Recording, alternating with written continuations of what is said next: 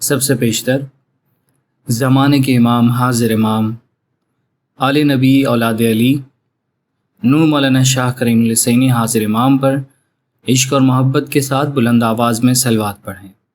اللہم صلی علی محمد و آل محمد۔ ایک بہت ہی اہم سوال جماعت کی طرف سے پوچھا گیا ہے، اور یہ سوال کافی لوگوں کے ذہنوں میں بھی ہے کہ شب بارات کا ہمارے بیچ میں کیا کانسیپٹ ہے؟ کیا واقعی اس دن جنت کے دروازے کھول دیے جاتے ہیں اور قسمت وغیرہ لکھی جاتی ہے، یا پھر یہ ساری ایک کہانیاں ہیں، یہ ایک فیری ٹیلز ہے، اس کے پیچھے کیا بیک گراؤنڈ ہے؟ خدا کی عبادت تو ہمیں ہمیشہ کرنی چاہیے، اس کے لیے کوئی ایک دن خاص مخصوص نہیں ہوتا، ٹھیک ہے؟ اب رہی بات ان فیری ٹیلز کی یا ان کہانیوں کی، تو جی ہاں، یہ بالکل سب ایک من گھڑت کہانیاں ہیں جن کا حقیقت سے کوئی تعلق نہیں، جو کہ بنائی گئی ہیں، اور یہ شب بارات کا ذکر قرآن میں کہیں بھی نہیں ملتا، لیکن پھر بھی یہ شب بارات مسلمان میں بہت زیادہ اہم تہوار بن چکا ہے۔ اس کے پیچھے ایسی بہت سی کہانیاں بن چکی ہیں، اور اکثر لوگ اس دن قبروں پر جا کر فاتحہ وغیرہ پڑھتے ہیں، پھول وغیرہ چڑھاتے ہیں۔ ایک بات یہاں قبر کے حوالے سے سوچنے کی ہے کہ کیا روحیں قبر میں ہوتی ہیں؟ کیا وہ روحیں ہمارا انتظار کر رہی ہوتی ہیں کہ آج کوئی ہمارا رشتہ دار آئے گا، ہم پر پھول چڑھائے گا، ہم پہ فاتحہ وغیرہ پڑھے گا، ETC وغیرہ وغیرہ؟ کیا یہ دنیاوی چیزیں مرنے کے بعد روح کو ان چیزوں کی ضرورت ہوتی ہے؟ خیر، قبر، مزارات وغیرہ کو جاننے کے حوالے سے ہماری ایک اور ویڈیو آلریڈی اپلوڈڈ ہے، جس کا لنک ڈسکرپشن میں موجود ہے، آپ وہاں سے جا کے اس ویڈیو کے حوالے سے بھی کانسیپٹ سمجھ سکتے ہیں۔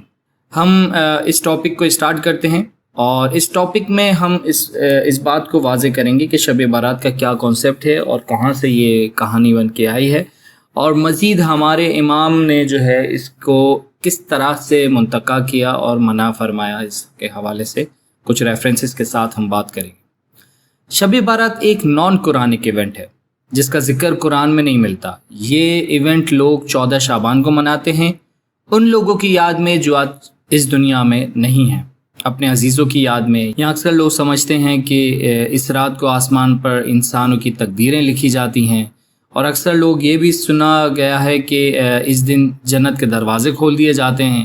جو لوگ اس دن انتقال کرتے ہیں وہ ڈائریکٹ جنت میں جاتے ہیں، ان کا کوئی حساب کتاب نہیں ہوتا۔ یہ سب کہانیاں اس ایونٹ کے پیچھے بنائی گئی ہیں جس کا حقیقت سے کوئی لینا دینا نہیں ہے۔ جس انسان نے دنیا میں اچھے کام کیے اس کا بھی حساب کتاب ہوگا، اور جس نے اس دنیا میں برے کام کیے اور وہ اس دن انتقال کر جاتا ہے تو اس کا بھی حساب کتاب ہونا ہے۔ یہ سب کہانیاں بنائی گئی ہیں۔ اچھا، اس کا یہ شروعات کہاں سے ہوئی؟ جنگ بدر کی ٹھیک 1 سال اور 1 ہفتے کے بعد ایک اور جنگ ہوئی جس کا نام ہے جنگ احد۔ یہ جنگ 23 مارچ 625 میں ہوئی، جس میں 70 مسلم شہید ہوئے، جس میں رسول صلی اللہ علیہ وآلہ وسلم کے چچا بھی شامل تھے۔ تمام شہداء کو جنت الباقی مدینہ میں دفنا دیا گیا۔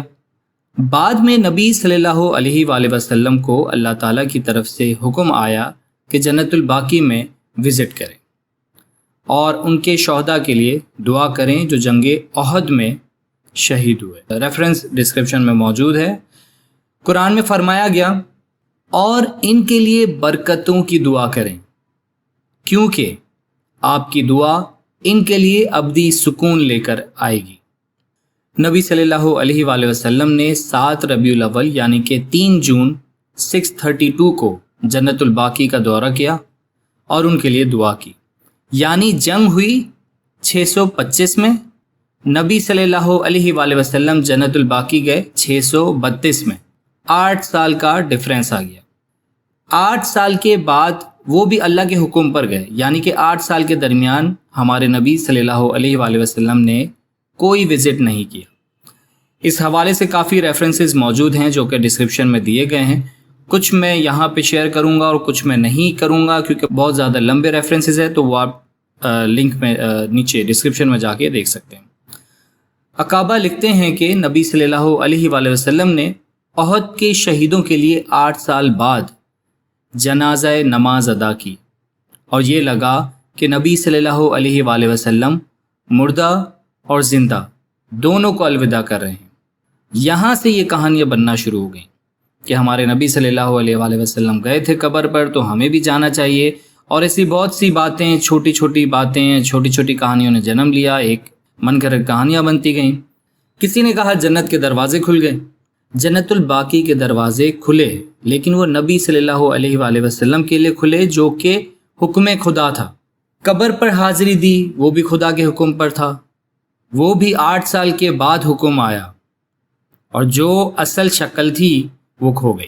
حضرت عائشہ رضی اللہ تعالیٰ عنہا سے روایت ہے کہ میں نے رسول اللہ صلی اللہ علیہ وآلہ وسلم کو بستر پر غائب پایا۔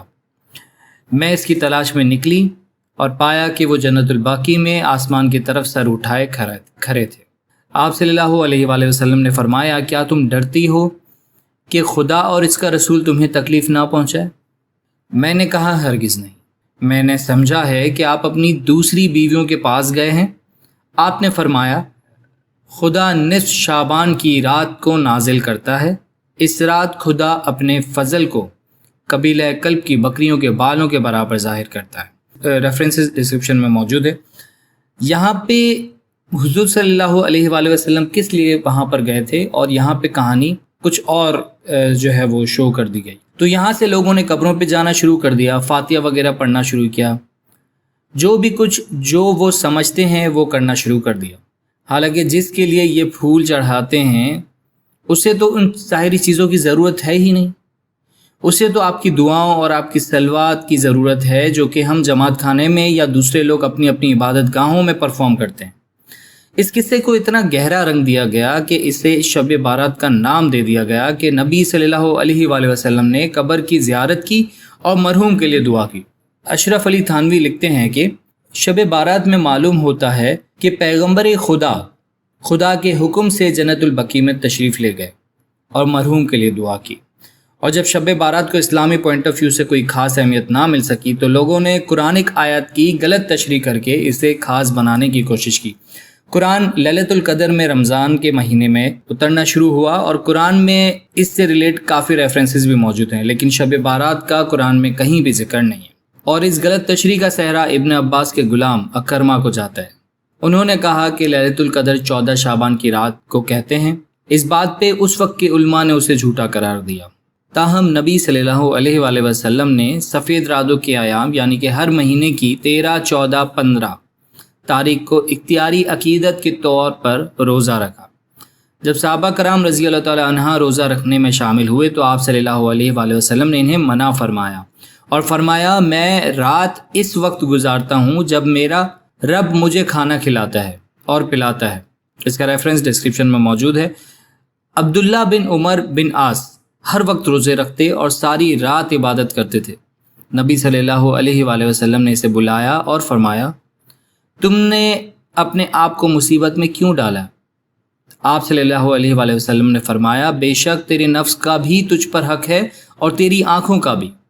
اس کا مطلب یہ ہے کہ یہ نفس کو گڑھے میں ڈالنے کا عمل ہے، اس لیے اپنے نفس اور آنکھوں کو بھی آرام دینا بہت ضروری ہے۔ اس کا ریفرنس آپ ڈسکرپشن میں دیکھ سکتے ہیں۔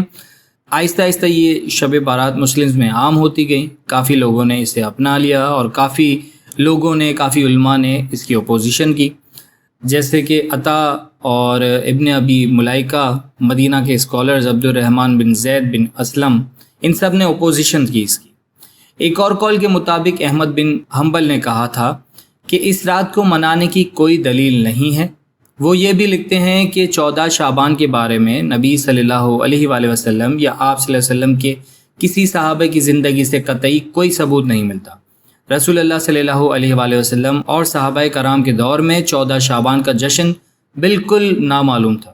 محمود الحسن خسرو قرآن و مجید کے نزول اور وحی میں لکھتے ہیں کہ شب بارات کسی بھی زمین یا نظر سے مقدس رات نہیں ہے۔ اس رات نہ تو قرآن نازل ہوا اور نہ ہی خدا آسمان سے زمین پر اترا تاکہ بنی و انسان کے گناہوں کو معاف کیا جا سکے۔ ابن ملیکہ بن ضیاء سے ایک مرتبہ پوچھا گیا کہ کیا 14 شعبان کی رات کا ثواب لیلۃ القدر کے برابر ہے یا نہیں؟ اس جواب میں انہوں نے جواب دیا کہ اگر کوئی میرے سامنے یہ بات کہے گا تو میں اسے لاٹھی سے ماروں گا۔ آخر میں شب بارات کو اسماعیلیت میں کوئی فضیلت حاصل نہیں ہے، اس لیے اسماعیلی طریقے میں اس تہوار پر یقین نہیں رکھا جاتا۔ اسماعیلی طریقت میں قبروں کی زیارت یا مزارت کی تعظیم کی بھی اجازت نہیں ہے۔ 5 اپریل 1975 میں ایک پریس کانفرنس کے دوران عالمی اسماعیلی ایسوسی ایشنز میں مولانا حاضر امام نے شب بارات کے تہوار کو کمپلیٹلی منتقع کر دیا۔ 1914 میں امام سلطان محمد شاہ نے زنزبار جماعت خانے میں شرکت کی۔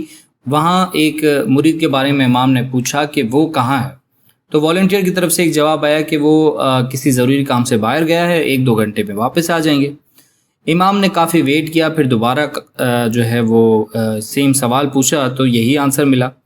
اتنے میں وہ شخص جو ہے واپس آ گیا، تو امام نے پوچھا کہ تم کہاں گئے تھے؟ تو اس نے کہا یا مولا آج شب بارات ہے تو میں ہر شب بارات اپنے والدین کی قبر پہ جاتا ہوں اور وہاں پھول چڑھاتا ہوں۔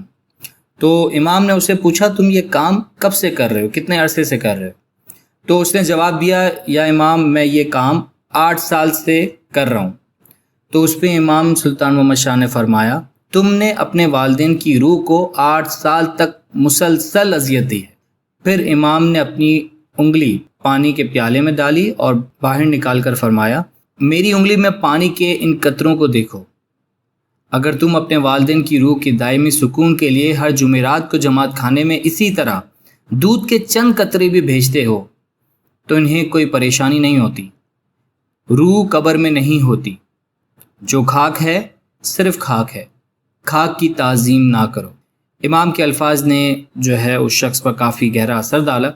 اس شخص نے اسی وقت معافی مانگی اور امام کی ہدایت پر عمل کرنے کا وعدہ کیا۔ یہی وجہ ہے کہ جماعت خانے میں شب بارات سے ریلیٹ نہ کوئی اناؤنسمنٹ ہوتا ہے، نہ کوئی کانسیپٹ پیپر ہوتا ہے، نہ ہی کوئی مجلس ہوتی ہے، اور ہمیں بھی چاہیے کہ ہم اسے فالو کریں۔ اپنی مرضی سے کچھ بھی سیلیبریشن یا کچھ بھی پریکٹس کو ایڈ کرنا یہ صحیح نہیں ہے، کیونکہ اس کی اتھارٹی ہمارے پاس نہیں ہے، اس کی اتھارٹی امام کے پاس ہے، ہم ناچیز مریدوں کے پاس اس کی کوئی اتھارٹی نہیں ہے۔ شکریہ، یا علی مدد۔